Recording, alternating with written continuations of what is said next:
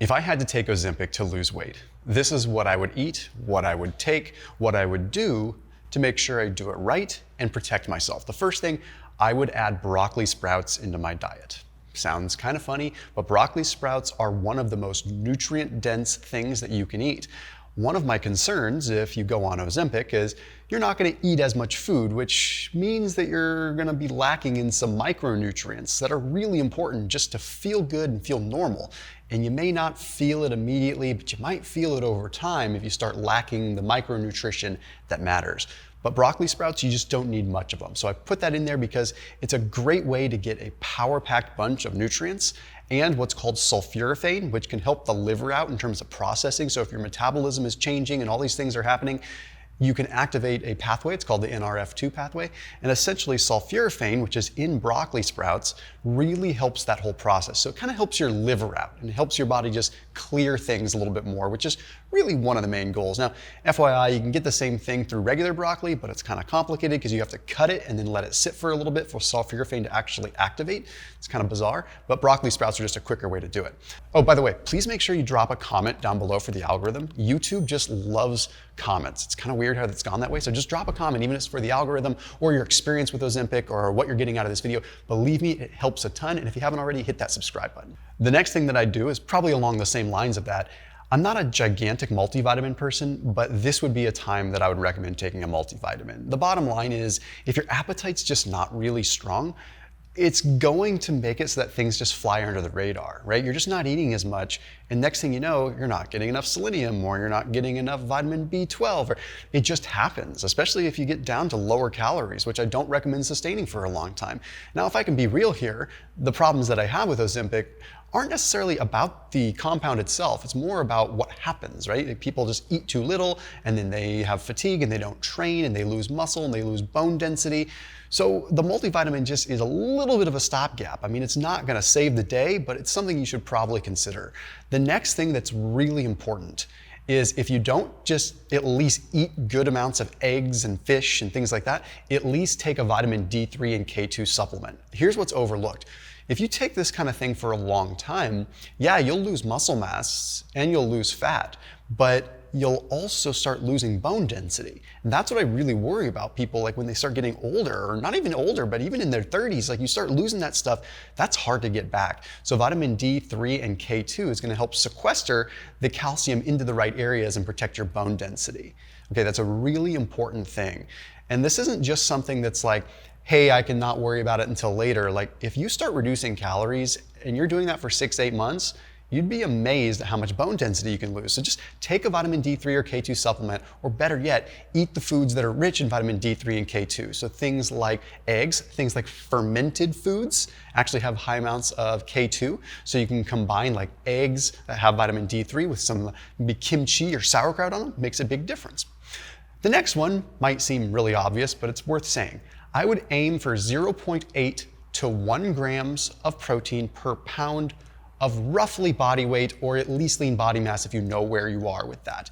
It's so important. And what I would really lean into is if you had to select kinds of protein, select nutrient-dense proteins.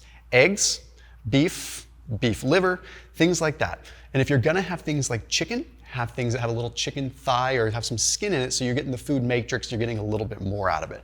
Ground beef is always my go-to because you're getting some collagen with it, you're getting a lot more in the way of just a robust amount of proteins because you're getting collagen, you're getting connective tissue, you're getting the actual protein itself. So maybe make it a point to not just have a protein shake, but have more in the way of like something like beef or ground bison. Put a link down below for the ground bison that I really like from ButcherBox. It's a way for you just to get delivered to your doorstep, so it's super easy and really dang good tasting. It's the best ground beef and ground bison I've ever had.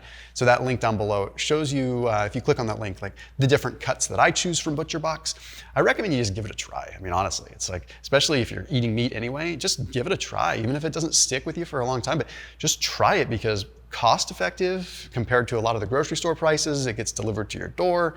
And quite frankly, it's the best tasting bison and beef I've ever had, plus a bunch of other cuts and scallops and beef hot dogs and stuff that's really yummy and really awesome. Anyway, so that link is in the top line of the description underneath this video. In addition to the protein thing, with the beef, you may want to consider adding in some whey protein here and there, because there's some evidence, I can't remember the study, but we can link to it.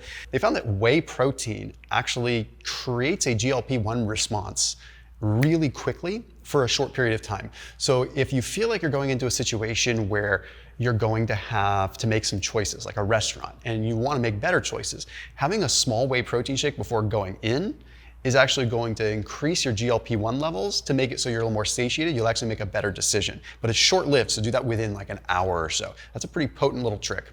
The next thing is, whether you are male or female, you want to make sure that you are doing things to optimize your hormones. Now, what I mean by that is optimizing things like that increase your T levels. Okay, this actually goes for women too. So getting lots of sunlight. Okay, eating foods like eggs that can help support testosterone function. Zinc. If you're a guy, try taking Tongkat Ali. Okay, I recommend these things because as your intake decreases significantly, one of the first things to take a hit is hormone function, especially in guys, your T function. That's just going to go down. Okay, optimize that, because when you do come off Ozempic, it's going to make you in a position where maybe you can get those levels back where you want them, or you're not totally tanked, because that's really hard to get back once you're older, right? If you're young, sure, things can rebound, but if you start doing that in your 30s, 40s, 50s, that T level might not come back. So lots of sunlight, okay, full spectrum sunlight, get that vitamin D in. Zinc magnesium aspartate, okay, ZMA, that's a really good one to take, okay, and Tongkat Ali, and of course eating those foods that have those kind of compounds in it, like eggs and fatty fish. The next one is going to be creatine and TMG, trimethylglycine betaine. I've talked about these a lot. TMG is a methyl donor, so it helps with healthy aging to begin with, and it helps with the kind of epi-nutrition side of things, but creatine also just maintaining your strength, right? If you're resistance training or you're doing any kind of working out, you start reducing the appetite or you start reducing your intake overall, your strength's gonna drop. So at least cover that up with a little bit of creatine. It's gonna help volumize. You might notice the scale doesn't move as much, but it's not because of fat, it's because of some water, okay? So just be aware of that. Maybe 5 grams, maybe 10 grams if you're a guy, and you might put on a couple pounds of water, but the strength that you're gonna have and the muscle you're gonna maintain for the long run is worth it. It's worth every second, it's worth every ounce. Another thing you wanna do is there's certain foods that you can eat, and I've talked about these before, that inhibit something called DPP4.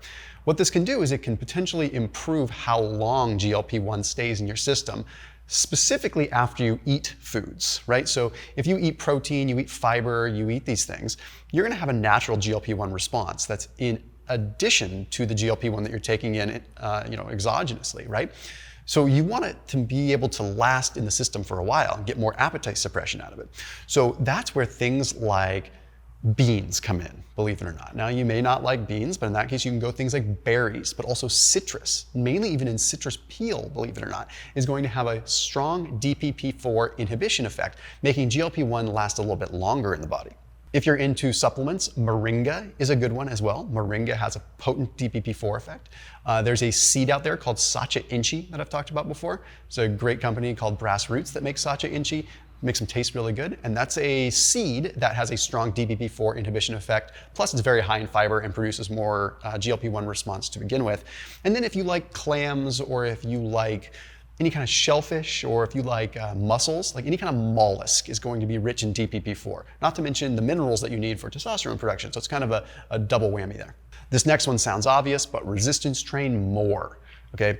You may even want to back off the cardio a little bit, because if your intake is low, as much as I want you to keep your VO2 max high, I just don't think you should be pushing that threshold. I think you should be focusing on the resistance training while you're taking something like Ozempic so that you can maintain the muscle mass. I mean, all the people that are out there that I respect in the way of physicians that are talking about Ozempic, Dr. Kyle Gillette, Dr. Spencer Nadolsky, Dr. Scott Nadolsky, like the brothers, they're great people, and they really, really strongly promote strength training during Ozempic, because yeah, it's gonna help the bone density, it's gonna help the muscle mass, and it's also gonna help the metabolic side of it and help it work better. So, I mean, you're leaving a lot on the table if you don't do that. The next thing is adding in things like collagen. Okay, here's the deal. We do run into connective tissue breakdown when we're in a caloric deficit too. So yeah, your muscle can break down, you can lose bone density, but you can also lose connective tissue. So if you lose connective tissue, then maybe you're getting stronger, but your connective tissue is not strong enough to hold it up, right? So you put yourself at the risk of a tear or injury. We just don't want to lose that connective tissue. But also things like colostrum. I know the jury is still kind of out on like whether colostrum could be beneficial or not, but what we really see is potential for gut health, right? So both collagen and colostrum have benefits when it comes down to gut health. And what my concern is once again, if you become very low in calories, you can start to break down some of your gut, right? So like things we look at, how do you take care of the gut? But most importantly, just being able to maintain healthy digestion and nutrient absorption. And then another one that we really want to make sure we're adding in if you're starting to take Ozempic, any way to get heat shock proteins, like any kind of therapy that way. So sauna, infrared sauna, hot bath, those kinds of things, these are very muscle sparing. This is not Greek random stuff. Like I'm not speaking science nonsense to you. Bottom line is when you have the stress of that heat, it actually creates a chaperoning protein that allows the muscle to preserve a little bit better. Is it going to magically spare all your muscle if you do no workouts? Of course not. But it increases the growth hormone pulse, but it also just flat out creates a more favorable molecular environment for muscle to preserve and even build. So any chance you get, go sit in a hot bath. Just immerse yourself in hot water and try to get yourself to sweat. Don't torture yourself, but sit there for 15, 20 minutes and break a sweat. Or go in a steam room at the gym or the sauna, or get an infrared sauna blanket that's like $500. Not cheap, but definitely less than a regular sauna being built at your house. And then the last thing, swap out most of your cardio for walking. Do whatever you can to increase that non-exercise activity thermogenesis. Okay, remember, your calories are low. You don't need to put your nose to the grindstone on all this stuff. You need to just move and oxidize the fat. You're getting into a fat-burning state. The metabolism is starting to recalibrate. Okay, maybe you're getting more glucose homeostasis. Your blood sugar levels are stabilizing. Now is the time to just get simply active. Resistance train and resistance train hard. And then get active, walk around, try to get those 15,000 steps if you can, because every extra step that you take while you're in that deficit with Ozempic is going to be monumentally bigger than if you were not. So capitalize on that. Now is the time to walk. So in a full disclosure here is I'm not condoning people go out and take Ozempic, but I know a lot of people are, and I might as well put a guide out there to help people do it right. As always, keep it locked here on my channel, and I'll see you tomorrow.